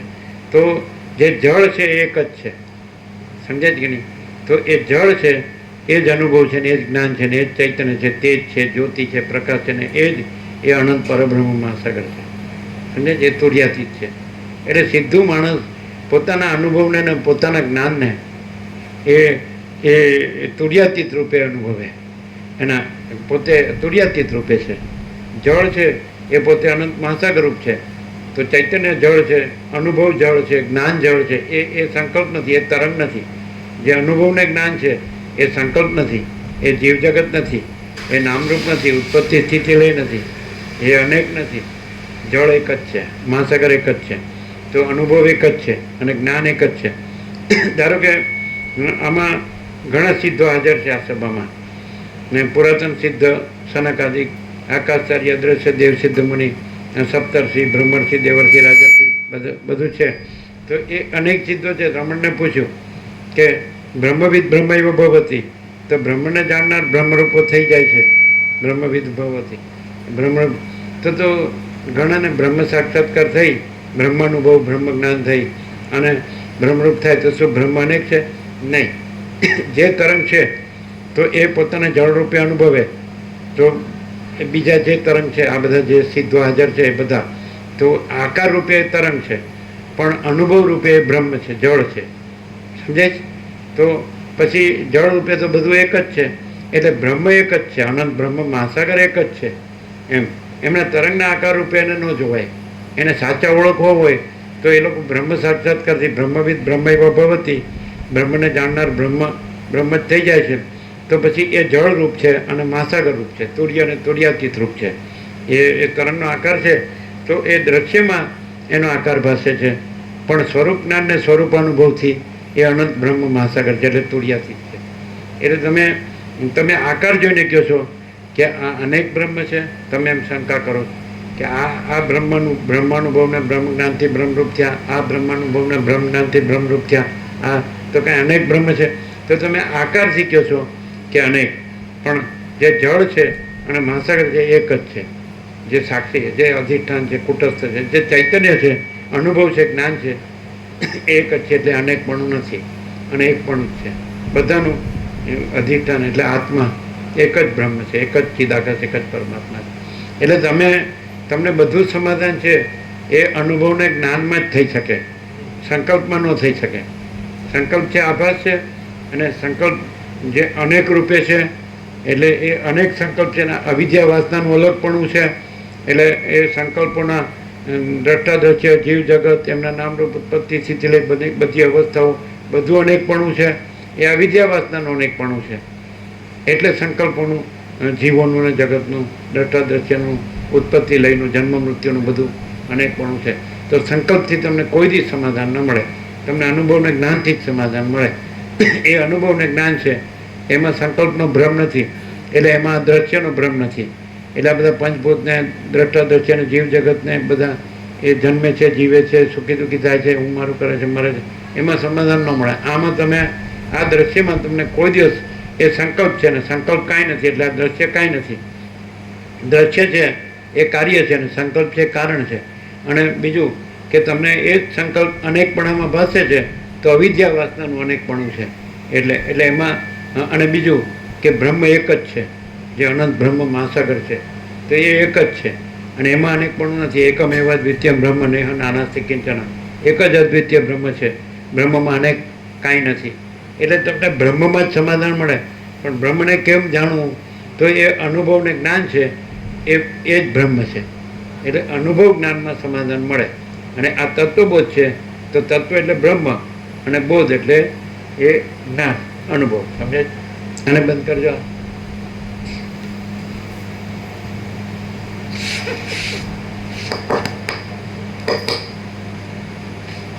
ખબર પડે? આ પુસ્તકમાં નહીં મળે, ગુરુમાં અને શાસ્ત્રમાં ન મળે આ વસ્તુ. સત્ય પ્રભુ સમજાય? તમે આ જો જે દ્રશ્ય કહો છો, સૃષ્ટિ કહો છો, જગત કહો છો, બ્રહ્માંડ કહો છો, સર્ગ કહો છો, વિશ્વ કહો છો, કોસ્મોસ, ફિનોમિના કહો છો, આ બધું સંકલ્પ છે અને સંકલ્પ આભાસ માત્ર છે. એટલે આ બધું આભાસ માત્ર છે. એટલે અવિદ્યા વાસનાનું અનેકપણું, જીવ જગતનું અનેકપણું, દરેકની અનેક અલગ અલગ અવસ્થાપણું, એ બધું આભાસ માત્ર છે, કાંઈ નથી. એટલે આમાં તમને કોઈ દિવસ સમાધાન ન મળે. પણ એ સંકલ્પ ક્યાં સ્ફુર્યો છે? કોને સ્ફુર્યો છે? સંકલ્પ અનુભવાય છે તો અનુભવ છે અને સંકલ્પ નથી. સ્વપ્ન અનુભવાય છે તો અનુભવ છે ને સ્વપ્ન નથી. એમ જાગ્રત અનુભવાય છે તો અનુભવ છે ને જાગ્રત નથી. સુષુપ્તિ અનુભવાય છે તો અનુભવ છે ને સુષુપ્તિ નથી. અને અનુભવ છે એ જ્ઞાન છે, જે એ જ ચૈતન્ય પ્રકાશ છે. એટલે એ જ ચિદાકાશ છે, એ જ પરબ્રહ્મ પરમાત્મા. બોલો, અનુભવાય છે? ક્લિયર થાય? અનુભવ તો અનુભવ જ છે, કારણ કે અનુભવ પોતે અનુભવ છે, સ્વસંવેદ્ય છે, સ્વયં પ્રકાશ છે, એટલે અનુભવ તો અનુભવાય જ છે. સમજાય? એટલે જ્ઞાન તો જણાય જ છે, જ્ઞાન તો અનુભવાય જ છે. સરસ. પણ જ્ઞાન છે પોતાને જે સંકલ્પનું સ્ફુરણ છે, દાખલા જળ છે તો એનું પોતાનું સ્ફુરણ તરંગ છે, તો પોતે જળ છે ને તરંગ કાંઈ નથી, એ આભાસ માત્ર છે. એટલે પોતે ચૈતન્ય છે અને સંકલ્પ તરંગ છે. પોતે ચૈતન્ય જળ છે અને સંકલ્પ તરંગ છે, અને એ સૂક્ષ્મ રૂપે સંકલ્પ છે અને સ્થૂળ રૂપે દ્રશ્ય છે. આ બધું સમજાય? અને અનેકપણું છે એ સંકલ્પ છે, એના અવિદ્યા વાસનાનું અનેકપણું છે. એટલે દરેક દ્રષ્ટા દ્રશ્ય જીવ જગતનું કે ઉત્પત્તિ લયનું કે નામરૂપ એ બધું અનેકપણું છે. એટલે અહીંયા તમે ભાગત્યાગ બરાબર કરો કે જળ ને તરંગ, તો ચિદાત્મા અને સંકલ્પ, તો ચિદાત્મા છે. સમજાય છે કે નહીં? જે સંકલ્પને અનુભવનાર છે એ અનુભવ છે અને સંકલ્પ આભાસ છે. જે એટલે એ સંકલ્પ સૂક્ષ્મ રૂપ છે અને સૃષ્ટિ અથવા દ્રશ્ય અથવા જગત અથવા બ્રહ્માંડ અથવા વિશ્વ, કોસ્મોસ, ફિનોમેના જે કહેવાય યુનિવર્સ, તો એ સંકલ્પનો સ્થૂળ આભાસ છે. જેમ વરાળ જળ રૂપે અને જળ બરફ રૂપે ભાસે. સમજાય છે કે નહીં? તો એવી રીતે જે ચિદાકાશ છે એ ચિદાત્મા રૂપે, ચૈતન્ય આત્મા રૂપે, અને એ જ ચૈતન્ય આત્મા અનુભવ જ્ઞાન રૂપે, અને એ જ અનુભવ જ્ઞાન સંકલ્પ રૂપે, અને એ જ સંકલ્પ આ સૃષ્ટિ રૂપે, આ જીવ જગત બધું આ સૃષ્ટિ સ્થિતિ પ્રલય રૂપે. તો આમાં તમને કોઈ દિવસ તમે આમાં જો તમે તમને માન્યા હોય અને તમારી સાથે જોડીને કે હું આ છું, તો તમને કોઈ દિવસ સમાધાન ન મળે. જેમ તમે ચિદાત્મા છો અને સ્વપ્ન સ્ફુરે છે, અને સ્વપ્નના એક જીવ તરીકે તમે તમને માનો, એમાં તમે હો છો સ્વપ્નમાં, હે ને? તો સ્વપ્નમાં તમને કોઈ દી સમાધાન ન મળે. અને પણ તમે ચિદાત્મા તરીકે તમને જાણો કે આ તો મારું એક સ્ફુરણ છે, મારો એક આભાસ જ છે, હું એવું મારામાં કાંઈ નથી, હું તો ચિદાત્મા જ છું. સમજાય? હું તો અનંત સુધી ચિદાકાશ જ છું. આ આત્મજ્ઞાન છે અને બ્રહ્મ વિદ્યા છે. એટલે બ્રહ્મ પોતાને જાણે જ છે, કારણ કે પોતે જ્ઞાન છે, પોતે અનુભવ છે, પોતે ચૈતન્ય છે, પોતે તેજ જ્યોતિ પ્રકાશ છે, પરમ જ્યોતિ અખંડ જ્યોતિ છે, અને અનંત અખંડ અભેદ છે, અપરિચ્છિન્ન છે, તુર્યાતીત છે, અને નિરંજન નિરાકાર નિર્વિકાર છે, અને એક જ અદ્વિતીય અનાદિ અનંત છે, અને અનંત સંપૂર્ણ અનંત સર્વત્ર છે, અને મહાતત્વ મહાસામાન્ય છે. એટલે આ આખું બ્રહ્મ છે, અને એ બ્રહ્મ તો સ્વસંવેદ્ય છે, સ્વયં પ્રકાશ, સંપૂર્ણ પ્રકાશ છે. એટલે પોતે પોતા વડે અનુભવાય એવું છે. તો અનુભવ છે એ જ બ્રહ્મ છે, જ્ઞાન છે એ જ બ્રહ્મ છે. સમજાય? અને એ આ બ્રહ્મ સાપેક્ષ એમ કહેવાય છે કે ભાઈ બ્રહ્મનો અનુભવ કે બ્રહ્મનું જ્ઞાન, બાકી બ્રહ્મ જ છે અને ભ્રમ નથી. આ સંકલ્પ છે બ્રહ્મ છે, અને સંકલ્પ સૃષ્ટિ છે એ બ્રહ્મ છે. અનેક જીવ જગતપણું છે, એના જન્મ મૃત્યુપણું છે, સુખ દુઃખપણું છે, ભ્રમ છે, હું મારું પણ. તો બ્રહ્મ સાપેક્ષ કહેવાય છે કે ભાઈ બ્રહ્માનુભવ કે બ્રહ્મ જ્ઞાન. પણ બ્રહ્મ પોતે જ અનુભવ છે એટલે જુદું કહેવા પણ નથી. બ્રહ્મ પોતે જ જ્ઞાન છે એટલે જુદું જ્ઞાન કહેવા પણ નથી, જુદો અનુભવ કહેવા પણ નથી. એટલે અખંડ બ્રહ્મ છે, અને એ અનંત અખંડ અભેદ છે, અને એ અનંત ચૈતન્ય પ્રકાશ છે, અને એ અનંત ચૈતન્ય શાંતિ છે. એ જે પરબ્રહ્મ છે એ જ પરમ શાંતિ છે. પરમાત્મા છે એ પરમ જ્યોતિ છે, અખંડ જ્યોતિ છે, એ જ પરમ પ્રકાશ, પરમ આનંદ, પરમ શાંતિ છે. અનંત પ્રકાશ, અનંત આનંદ, અનંત શાંતિ છે.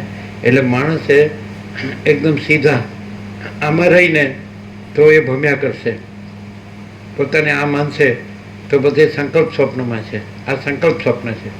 આમાં રહીને એ ભમ્યા કરશે કે હું આ છું ને આ જગત છે ને આ સારું છે ને આ સારું છે ને આ લઉં ને આ લઉં ને આ. સમજાય છે કે નહીં? અને જો એ પોતાને અનુભવ રૂપે અનુભવશે, પોતાને જ્ઞાન રૂપે અનુભવશે, તો એ જ પોતાનો સ્વરૂપ અનુભવ છે, સ્વરૂપ જ્ઞાન છે. એટલે સ્વરૂપ એટલે બ્રહ્મ, એટલે પોતે જ બ્રહ્મ છે, ચિદાકાશ છે, પરમાત્મા છે, પરબ્રહ્મ પરમાત્મા છે, અનુભવ રૂપે જ્ઞાન રૂપે એ જ ચૈતન્ય છે, એ જ પ્રકાશ છે, તે જ છે જ્યોતિ છે. અને એમાં સંકલ્પનો આભાસ અને સંકલ્પ સૃષ્ટિનો આભાસ, અને હું ને આ જગત ને આ દ્રષ્ટાદર્શ અને જન્મ મૃત્યુને હર્ષો ને બધું. એટલે જો ભાગત્યાગ લક્ષણા બરાબર હોય તો પોતાને ચૈતન્ય રૂપે અનુભવે તો એ પોતે જ બ્રહ્મ છે, અને પોતે જે ચૈતન્ય છે બ્રહ્મ છે, એ ચિદાકાશ છે, પરમાત્મા છે, એનો આભાસ જ આ સંકલ્પ અને આ સૃષ્ટિને આ હું ને જગત છે. અને આ બધું ઉત્પત્તિ સ્થિતિ લઈને નામ અનેકને, તો આ બધું અવિદ્યા વાસના ચિત્ત અહમ જગત છે જ નહીં. હું પોતે અનંતપૂર્ણ પરબ્રહ્મ છું, સ્વપ્રકાશ, સ્વયં સિદ્ધ, સ્વયં પ્રકાશ, સ્વયંપૂર્ણ સ્વસ્વરૂપ, અને અવિદ્યા વાસના ચિત્તાહમ જગત છે જ નહીં. આ 0 0 છે. કોઈ માણસ પોતાને આ માને તો એને આ જ્ઞાન ન થાય, બ્રહ્મ જ્ઞાન ન થાય. અને કોઈ માણસ જો પોતાને આ રૂપે ન જાણે અને પોતાને અંદર જે ચૈતન્ય છે, અનુભવ છે, જ્ઞાન છે, તેજ છે, જ્યોતિ છે, પ્રકાશ છે, બ્રહ્મ છે, એને પોતા રૂપે જાણે, અંદર જે છે તત્વ એને સાચા પોતા રૂપે જાણે. અને આ ખોટો આભાસ છે તો ખોટું, આ આભાસ રૂપે પોતાને ન જાણે તો એ મુક્ત છે, એ જ મુક્તિ છે. અને એ પોતે જ બ્રહ્મ છે, એ જ પરમ પદ છે ને એ જ પૂર્ણ વિશ્રાંતિ. બાકી કોઈ માણસ પોતે આ માનીને એ ગમે એટલું કરવા જાય તો કાંઈ ન મળે. અને કોઈ માણસ છે એમ જાણી લે કે આ સંકલ્પ મારું સ્ફુરણ છે, હું એને જાણનાર છું, અનુભવનાર છું, પણ હું જાણનાર ને અનુભવનાર એટલે હું જ્ઞાન અને અનુભવ છું એ હું બ્રહ્મ છું, પણ આ મારું સ્ફુરણ છે જે આ સંકલ્પને આ બધું જગતને બધું સમજે કે હું આ જીવ છું ને જગત છે ને બધું જન્મ મરણને હર્ષશોકને, તો હું અનુભવને જ્ઞાન બ્રહ્મ છું. અને એમાં આ જે સંકલ્પના જીવ જગત છે, આ હું છું જગત છે ને બધું જન્મ મરણ છે ને શુભ, તો આ બધું એક આભાસ માત્ર, કાંઈ નથી. સમજાય જ બધાને? સત્ય થોડું ક્લિયર થાય ને? એટલે આ રીતે આપણે ચોથા પરમાત્મા તત્વ પ્રકાશ ઘણા વર્ષો પહેલાં થયો, અને એમાં 108 પેજ હતા. ચોથો એમાં છેલ્લું જ વાક્ય હતું, બ્રહ્મ જ તત્વ જગત કલ્પના. એવી રીતે બ્રહ્મ જ તત્વ જગત કલ્પના એટલે આખું આ બ્રહ્મ છે, અને આખું એટલે સત્તા પ્રકાશ છે, અને આખું જે સ્ફુરણ છે તો એ જીવ જગત આ દેખાય છે, આ તો સ્ફુરણ છે, આભાસ છે, નથી સંકલ્પ. આનું જનરલાઇઝેશન અવિદ્યા વાસનાનો સંકલ્પ, એનું અનેકપણું એ અનેક જીવ જગત, અને એક જ સંકલ્પપણું, એક જ સંકલ્પ કલ્પનાપણું, અને એ બાધિત છે, એ નથી. અને એક જ સત્તા પ્રકાશ, એ આખું બ્રહ્મ. તો એ પોતે જેને ખરેખર જેને સ્વરૂપાનુભવ થાય ને સ્વરૂપ જ્ઞાન થાય તો પોતે જ બ્રહ્મ છે, અને પોતે આ સંકલ્પ અને આ જીવ જગત નથી. સમજાય? પોતે આ સંકલ્પને જીવ જગત નથી. જેમ પોતે જ ચિદાત્મા છે અને પોતાનું સ્વપ્નનું સ્ફુરણ છે, એ સંકલ્પ સ્ફુરણ છે, તો એ સ્વપ્નનો સંકલ્પ અને એનું સ્વપ્ન અને એનું સ્વપ્ન પુરુષ ને એની સ્વપ્ન સૃષ્ટિ એ કાંઈ નથી, અને પોતે જ ચિદાત્મા, ચિદાકાશ છે, પરબ્રહ્મ પરમાત્મા છે. ક્લિયર? હવે પ્રસાદ આપી દે.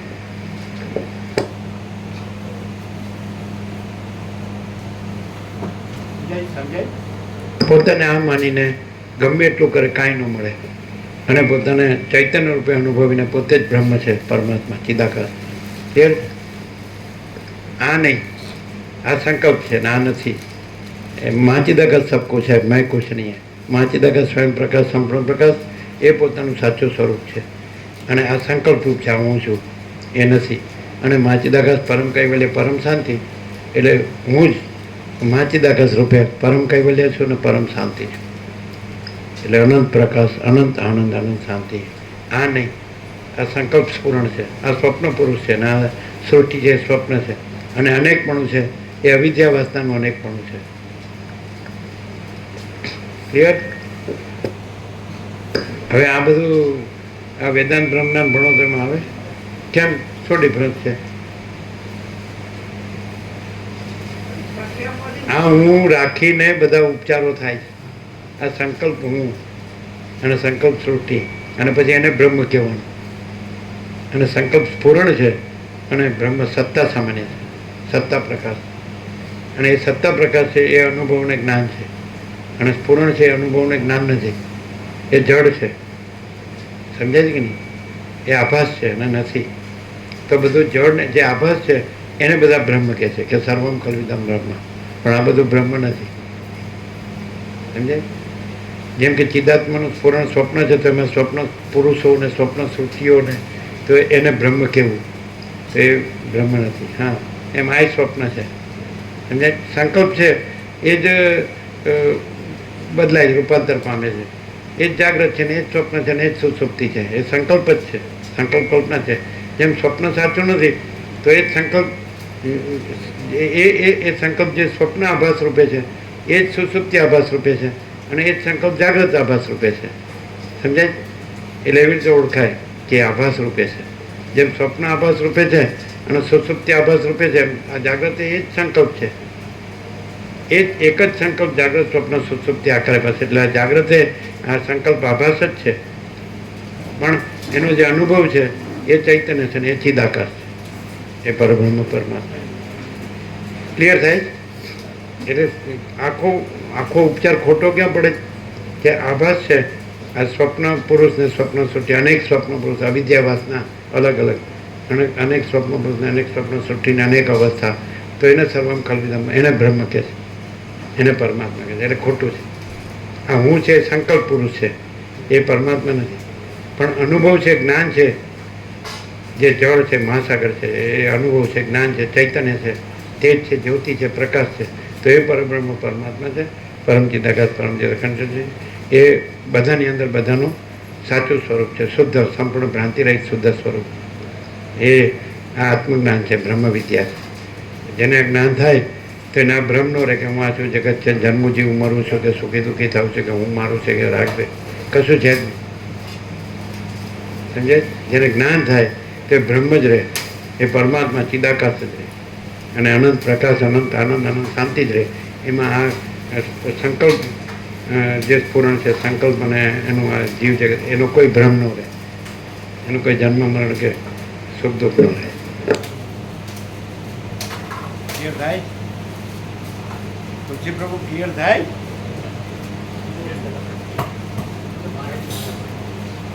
શું કહો? બોલો. તુલસી પ્રભુ શું કહો? ફૂલ એન્ડ ફાઇનલ છે કે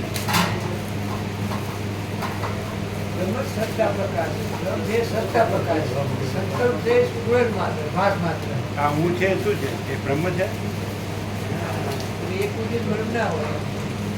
એ ભ્રમ છે, આભાસ એ નથી. અને પછી એ સાચું સ્વરૂપ છે બધાની અંદર બધાનું, એ પરબ્રહ્મ અને પરમ શાંતિ અને સ્વસમય સ્વયં. માણસ છેતરાઈ ક્યાં જાય છે? આ હું છોડતો નથી, આ સંકલ્પ હું છોડતો નથી, ક્યાં છેતરાય? અહીંયા સંકલ્પ હું પહેલેથી નથી. સમજાય? માણસ ક્યાં છેતરાય છે? આ સંકલ્પ હું છું, અને અહીંયા પહેલેથી સંકલ્પ હું છે જ નહીં. કેન્દ્ર વિનાનું અનંત, અને એક અસ્તિત્વ વ્યક્તિત્વ વગરનું. એ વ્યક્તિત્વ છે, એ સંકલ્પ હું છે, એ વ્યક્તિત્વ છે. અને વ્યક્તિત્વ સાચું નથી, એ સંકલ્પ હું છે. સમજે? અને એક અસ્તિત્વ વ્યક્તિત્વ વગરનું. એટલે એમાં સંકલ્પનું કાંઈ, સંકલ્પે કાંઈ નથી, સંકલ્પનું કાંઈ નથી. અને પરમ ચિદાકાશ પરમ જ્યોતિ અખંડ જ્યોતિ, અનંતપૂર્ણ પરમ ચિદાકાશ પરમ शांति, स्वयं सिद्ध स्वयं प्रकाश स्वयं पूर्ण स्वस्वरूप, यही सब कुछ है, इसके सिवा कुछ नहीं है. शून्यभास अनंत कोटि महाकल्पो है नहीं. आ अनंत कोटि महाकल्पो एक ज संकल्प कल्पना, એનું સ્ફુરણ એક જ સંકલ્પ. એટલે આખો સંકલ્પ કાંઈ નથી, આખા અનંત કોટી મહાકલ્પો કાંઈ નથી ને આખું પરમ ચિદાકાશ પરમ જ્યોતિ અખંડ જ્યોતિ છે. એ બધાની અંદર બધાનું સાચું સંપૂર્ણ શુદ્ધ, સંપૂર્ણ ભ્રાંતિ રહિત શુદ્ધ સ્વરૂપ છે. પહોંચી જશો ને? હા બધું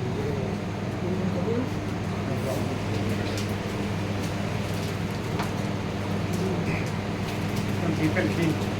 હા ઓમ ઓમ ઓમ.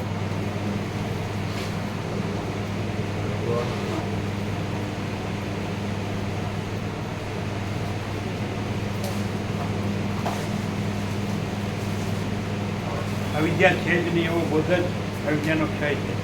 અને આત્મા સ્વયં પ્રકાશ અને પોતાના પ્રકાશથી જ જણાય છે, બીજો પ્રકાશ જ નથી. જો સાંભળ્યું?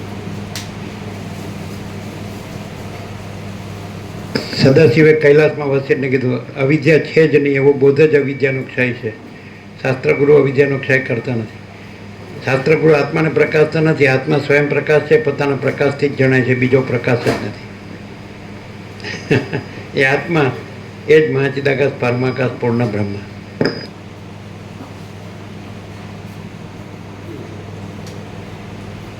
બરો ક્લિયર? અહીંયા આમ ગૂંચવાડો જેવું થાય છે, એ ચોખ્ખું છે.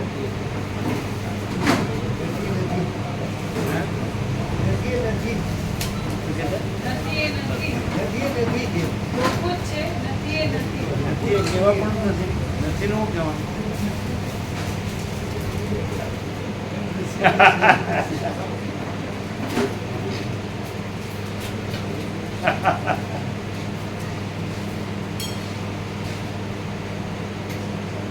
પણ અહીંયા દવાખાનામાં જેવો આનંદ મળે એવો અહીં ન મળે.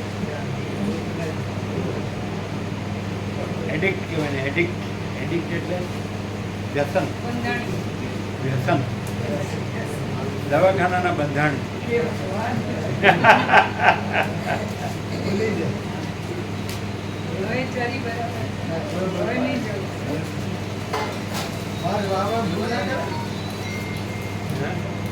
વારંવાર ભૂલ ના કરે. સંપૂર્ણ ભ્રાંતિ રહિત શુદ્ધ સ્વરૂપને ચરી પાડવાની છે.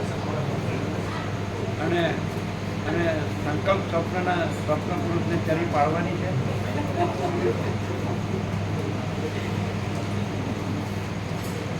બધું લઈ લેશો ને? હા ક્લિયર થાય છે? ક્લિયર થાય છે ને? લગભગ નિકોરા પ્રભુ આ રીતે પ્રકાશ હતો. દ્રશ્ય અનુભવાય છે દ્રષ્ટામાં, દ્રષ્ટા અનુભવાય છે અનુભવ પ્રકાશમાં, અનુભવ પ્રકાશ આનંદ સુધી ચિદાકાશ. પ્રકાશ તો પહેલેથી જ છે, વર્ષો પહેલા. ક્લિયર છે ને? આ ભેદો સાચા નથી, આ તો સંકલ્પના ભેદો. સંકલ્પ સાચો નથી અને ચિદાકાશ સાચો નથી. એ આત્મા, આ આત્મા નથી.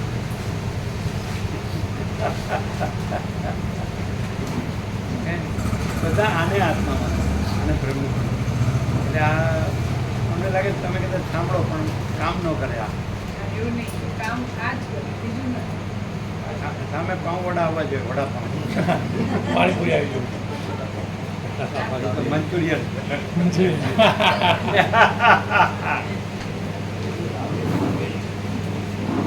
હવે આપણે એમ કહીએ કે બ્રહ્માંડ ને વિજ્ઞાન એક જ છે તો કેવું કહેવાય? કેવું કહેવાય? એકદમ ખોટું. સાચામાં બધા ફોટા માટે જગ્યા છે. જરાય નહીં.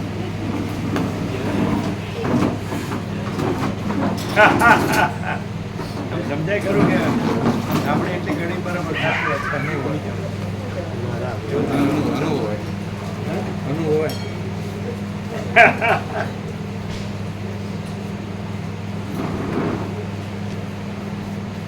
અનુભવવાનો છે.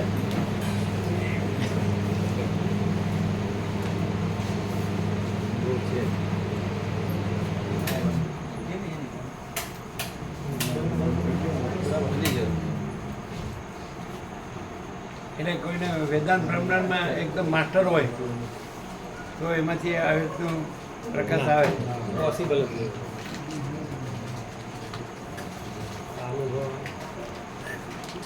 આ બધું બ્રહ્મ છે એટલે આપણું બધું બ્રહ્મ છે એવું આવે. ક્યાં માણસ ઠગાય છે.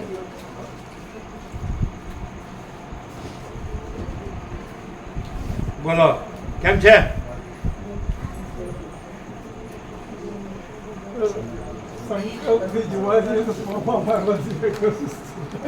આપવાની દુઃખી થઈએ, દુઃખી થઈએ.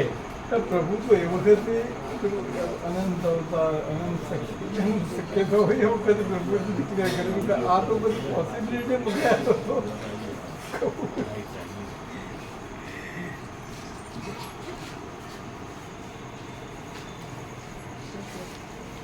ગોપ્રભુને ઓળખ્યા?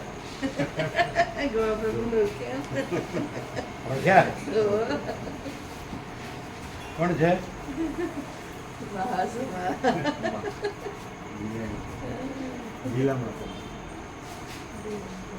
જ્યાંનું આવું પણ જ્યાંનું આવું તો પણ ટાઈમ નતો બધું વચમાં આવી ગયો 15 મિનિટ પહેલાં આવી ગયો. આવવાનો તો સંકલ્પ ચાલુ હતો. એ ક્યાં દૂર છે? નજીક જ. રખ્યા નથી એટલે ગાંધીનગરથી કિલો રસ્તા દેખાણ રખ્યા. પત્રિકા આપી.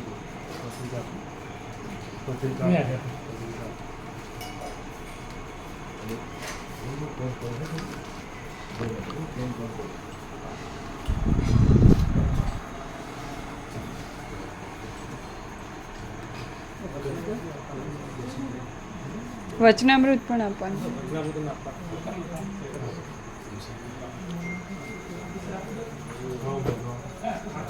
એ માણસાવાળાને નજીક પડે.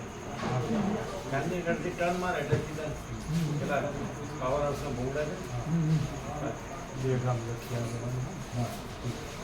ચિરોડા 4 રસ્તા જાય છે ને રસ્તો.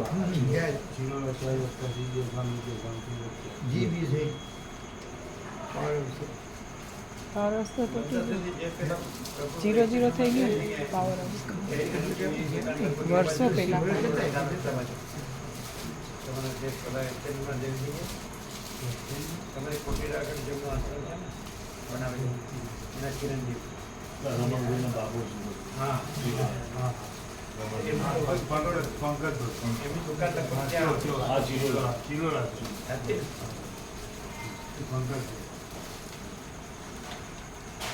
એક્સચેન્જ તો ગોદરિયા બાજુ થઈ ગયા. એ બાજુ પણ દુકાન છે. હા ત્યાં છે પણ ત્યાં પણ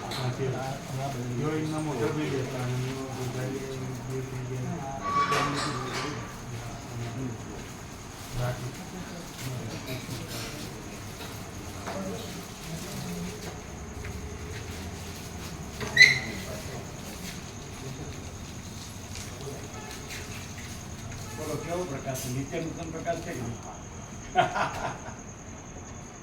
એટલે વસ્તુ તો છે ગવર્મેન્ટની અંદર આવતી